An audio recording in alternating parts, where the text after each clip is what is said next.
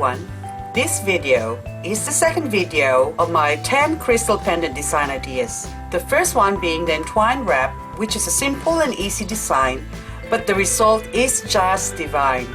And the word divine is how I came up with a name and design idea for this second one, the Devine Wrap. This wrap is perfect for crystals that doesn't have a definite point, like this one has been water worn, or even this one, which is a tumbled piece of crystal. It doesn't have to be a crystal. You can use any gemstones or tumbled rocks that you have. This is the first one that I made, or the prototype. Since crystals are so abundant, they're quite inexpensive. Most crystals that you see or buy, they try and use something that is transparent or clear. So this one is also transparent in some areas, but it also has a lot of inclusions. A lot of people tend to not use these sort of crystals to make jewelry with because of that, so they prefer the clear transparent ones. So I came up with a Devine Wrap. That way I can still use crystals with inclusions, so like even this one as well, you can see that side there. Unless you grind it off, you will never get it off. And also this one's as well. Apart from tumbling this is the only way you could use something like this for jewelry, but I prefer to leave them natural.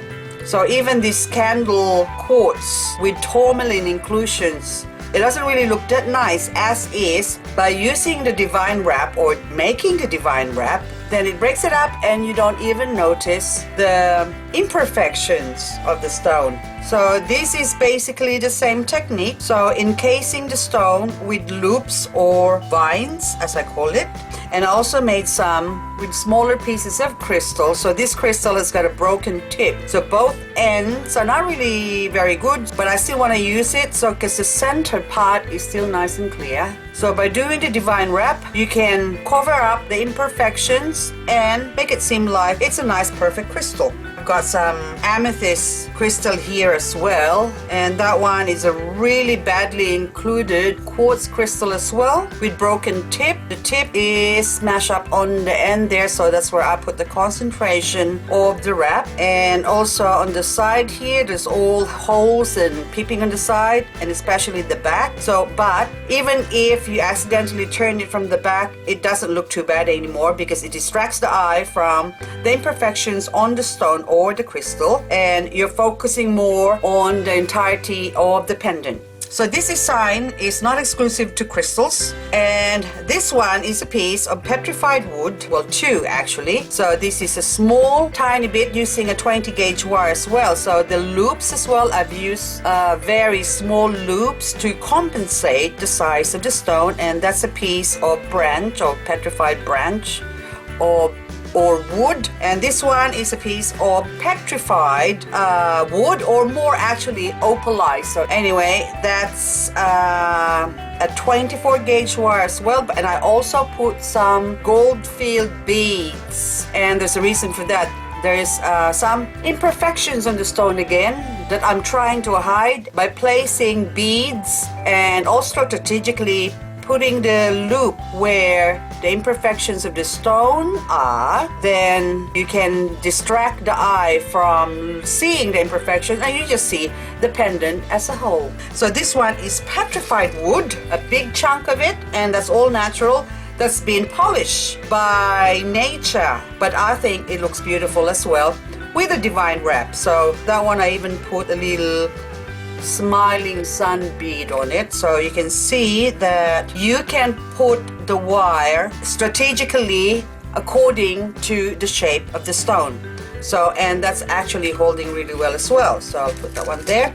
And this one is a cluster of crystal or quartz crystal, and there's a few crystals there. I don't want to count it, but that's damage on the end as well. But then once I've done that and put grinded hematite. So that hematite is, I've grinded the back of it, but I left the hole so it'll sit nicely on the crystal. And also strategically placing the wire around the crystal's edge, so which that one's got chips as well there, but you can't really tell anymore once you put the wires around it. So even the back, and that's holding it well as well. And also this one's got 2 bales, which you don't see, but it just balances it out really well with the gemstone chips that I put in it.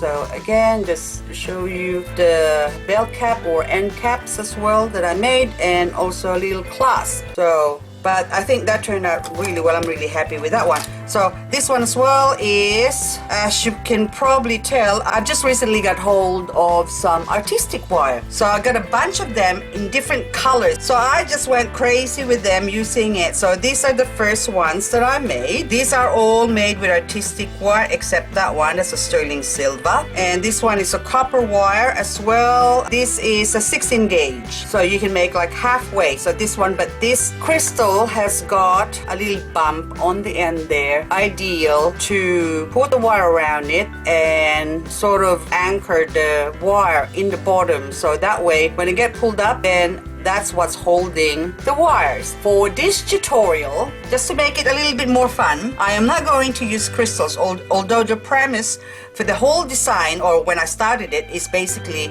to wire wrap some crystals, or these tumbled quartz crystals, but I'm gonna use a piece of rock. This is just a random pebble. I picked it up because of the hole on the side there, and even there's a chip and a crack there, but I thought this would be fun to make, to show you how to make the Devine Wrap.